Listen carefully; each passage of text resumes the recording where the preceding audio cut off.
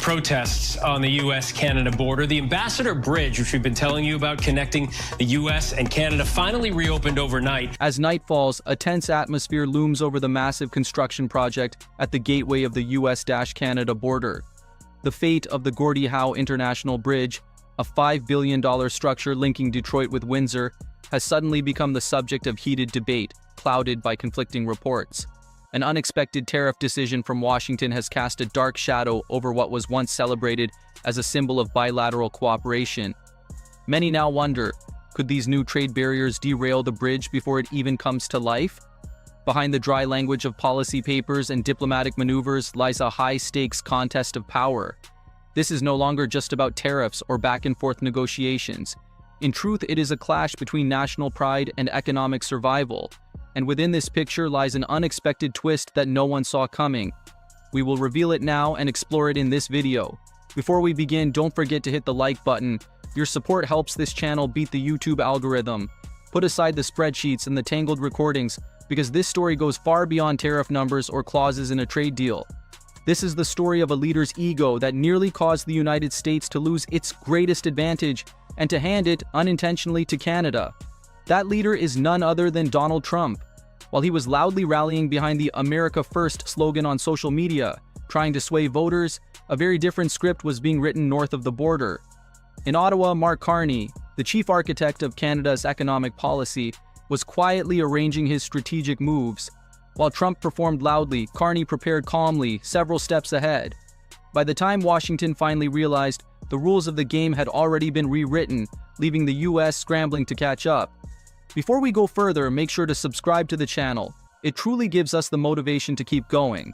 Now let's take a closer look at what this bridge means. The Gordie Howe International Bridge is not just steel and concrete bolted together. It was once hailed as a shared symbol of North American prosperity, praised by Washington as an economic lifeline binding the continent together. With nearly $5 billion invested, this span across the Detroit River between Michigan and Ontario was described as the crown jewel of bilateral trade. For Trump's team, it also served as a living showcase of America First, a legacy project that reinforced the U.S. claim to leadership in the region. It was more than infrastructure, it was the projection of American strength and credibility made concrete. But a single tweet was enough to shatter that dream. In March 2025, Trump abruptly announced a 25% tariff on all cars and auto parts imported from Canada and Mexico. Just 280 characters, yet it shook the trust that had been built over decades. Trump justified the move as a defense of American steel and national security, but for Canada it was nothing short of a slap from its closest ally. That tweet amounted to a declaration of economic warfare, signaling the end of frictionless trade and the beginning of a new era marked by suspicion and conflict. In the hours and days that followed, the shock became unmistakable. The two-way supply chain seized up. Factories from Detroit to Ohio ran short of parts and were forced to scale back production. U.S. exports piled up at border crossings, inflicting billions in losses in short order. And the Gordie Howe Bridge, once seen as a conduit of prosperity, suddenly looked like an expensive miscalculation. It loomed over the Detroit River like a $5 billion question mark. The media quickly turned it into a symbol of faulty judgment, perhaps the clearest proof of an escalating trade war. The blow could not have been clearer. The long-standing trust between two allies now felt like a fragile thread on the verge of snapping. Across the river in Windsor, Ontario, anger flared almost instantly. Auto assemblers, mechanics, and parts suppliers quickly filled union halls. A tense mood settled as they demanded concrete action in unison. These are people whose livelihoods depend on cross-border trade, now feeling betrayed and targeted. From the podium, Unifor President Lana Payne captured the mood of thousands of working families. She said that branding Canada a security threat was nothing less than a direct strike at the heart of the national economy. Her words resonated across the country. For many Canadians, being treated as a danger by their closest neighbor was not only an insult but a stark wake-up call. The era of soft diplomatic language had closed. Overnight, a partner that once stood shoulder to shoulder had turned into a rival, and Canada understood it needed a swift, decisive response. While the public seethed, Ottawa's backrooms were already in motion. A distinctive, carefully crafted response plan began to take shape. This was the hinge we hinted at earlier, the moment for Mark Carney's strategy to step into the spotlight. Rather than mount a loud public attack, he quietly convened a closed-door meeting with officials and industry leaders to map out a carefully calibrated counter-move. If Washington had chosen to treat Canada as an adversary, Canada had no reason to keep playing the amiable friend. For the first time in decades, Carney publicly set out a bold roadmap to build a united Canadian economy. It may sound like a policy slogan, but in Ottawa, it amounted to a declaration of a new era of economic independence. The message was unequivocal. Canada would no longer take North American integration for granted. In effect, Carney was declaring that the normal times of doing business with the United States were over. And this was no mere piece of political theater. It was a survival strategy, carefully calculated to confront head-on the tariff war Trump had ignited. Carney's team soon unveiled an unprecedented tool that promised to transform the entire playing field. They called it the Reciprocal Framework Regulation, Ottawa's trump card. Instead of spending weeks debating in Parliament or rolling out piecemeal retaliatory measures, this mechanism enabled an automatic response. Whatever tariffs Washington imposed, Canada would match immediately. No delays, no debates, almost as precise as clockwork. In simple terms, it was an economic shield on autopilot, designed to punish any act of trade aggression in real time. No fiery speeches, no political theater, just a cold, calculated algorithm ensuring that American exporters would feel the sting of Trump's policy straight away. And that was only the beginning. Carney went further by launching a war chest to rebuild Canada's supply chains from the ground up. The government announced a $10 billion emergency package, branded the Beats Co program, to help domestic manufacturers withstand the crisis. But there was a condition. Any company accepting aid had to sharply reduce or eliminate their reliance on U.S. supplies. In other words, Ottawa was ready to extend a hand, but only if firms pledged to cut America out of their chain. Overnight, countless businesses long dependent on steel or auto parts from south of the border were forced to scramble for alternatives at home, in Europe, or in Asia. Decades-old partnerships with U.S. suppliers were severed almost instantly, all in the name of Canada's economic security. And then, the impact began to show.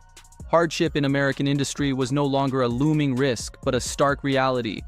In Detroit, multiple reports revealed that small workshops were teetering on the brink of collapse.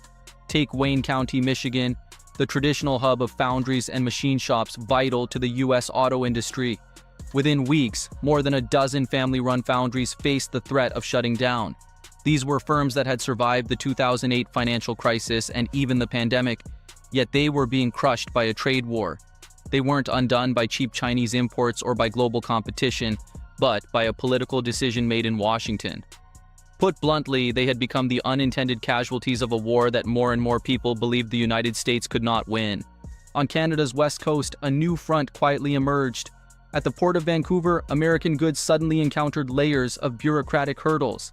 Canadian customs authorities introduced a series of origin rules so complex that paying tariffs almost seemed like the easy part.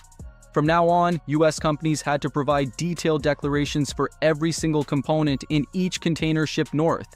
If they could not clearly prove where every piece of metal was smelted or cast, the entire shipment risked being held at the docks.